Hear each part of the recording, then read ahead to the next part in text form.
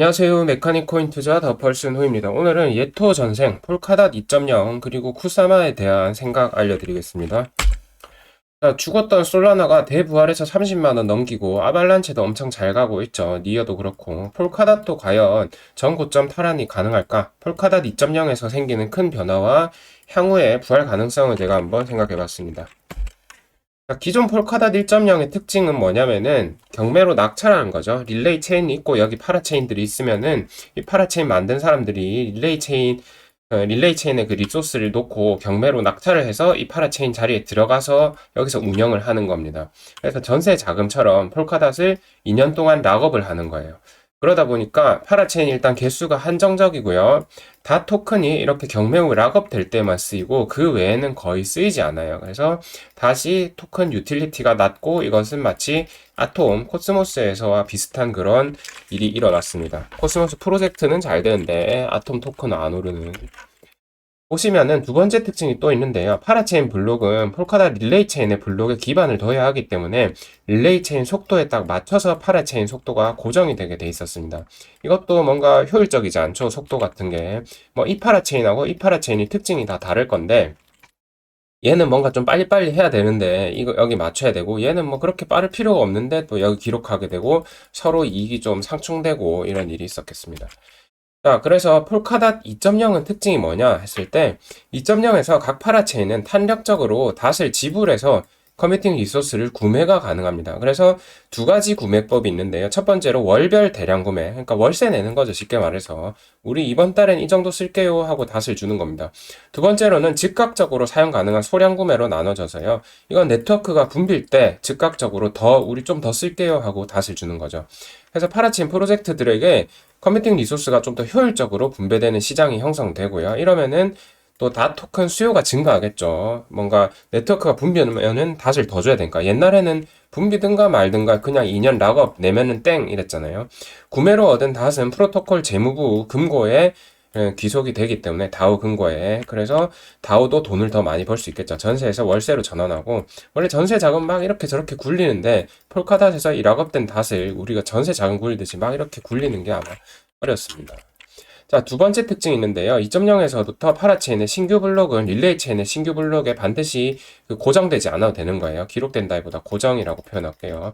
이에 따라 파라체인의 블록 완결 속도가 훨씬 더 빨라질 수가 있습니다. 더 빨리 완결해야 되는 애들은 빨리빨리 하는 거죠.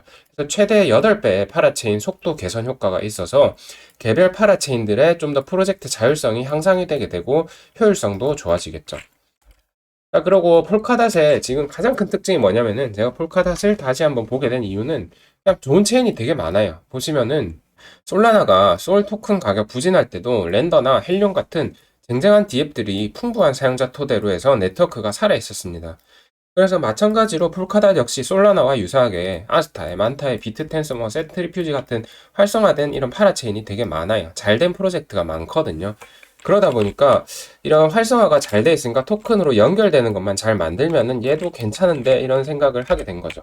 근데 2.0에서 이거를 결국 하는 거고 폴카닷의 문제는 결국 파라체인 활성화가 닷 토큰 가격 상승으로 이어지지 않는 이 인터체인이라는 닷 토큰의 약한 유틸리티가 문제였고 코스모스와 유사하죠. 근데 전세로서 월세로 이 전환은 결국은 이 단순히 2년간 락업되던 거에서 이제 탈피를 하게 되는 겁니다. 근데 이게 어떤 의미냐? 결국은 마치 이더 수수료로 사용하는 것과 유사한 효과가 나는 겁니다. 이 컴퓨팅 리소스가 많이 필요할 때는 닷의 수요가 늘기 때문에 마치 이더리움이 그 수수료 가스 비용이 막 폭증하잖아요. 네트워크가 붐빌 때는. 그거랑 거의 유사한 효과를 내는 거고요.